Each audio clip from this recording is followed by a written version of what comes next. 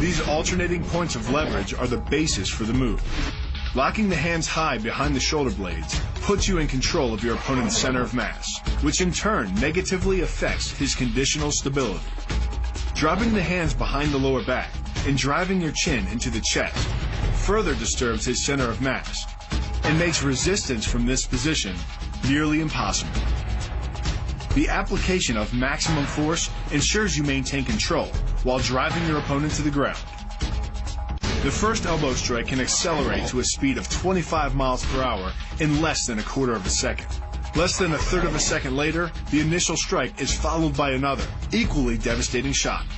By employing the bony tip of the elbow, these strikes deliver a double dose of injury-producing energy and can result in a broken nose, facial fractures, or a wicked cut. By propelling your body into the air, you effectively become a human missile, hurling your entire body mass into your opponent's gut. The force created by the body's forward momentum is partially absorbed by your opponent, which can knock the wind out of him or even crack a rib. But the coup de grace is the elbow chop. Impacting with the head at nearly 15 miles per hour, a solidly landed elbow to the head's frontal bone can knock your opponent out, fracture his skull, or cause serious spinal cord damage. Leaning back slightly and driving the knee up utilizes the full power of the thigh, and the foot accelerates up to 16 miles an hour in just 1/4 of a second. That's twice the acceleration speed of a Porsche.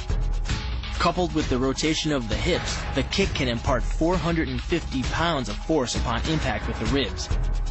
When executed perfectly, it's a motion similar to cracking a 2x4 with a sledgehammer.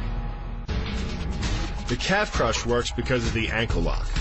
Working in conjunction with your leg, it serves as a sort of high torque pinch point, imparting hundreds of pounds of force on the tibia and fibula.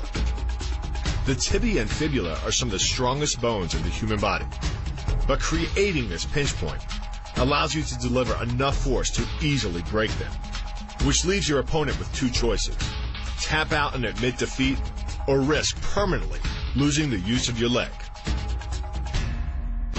The key to the scissors takedown can be found in the move's name.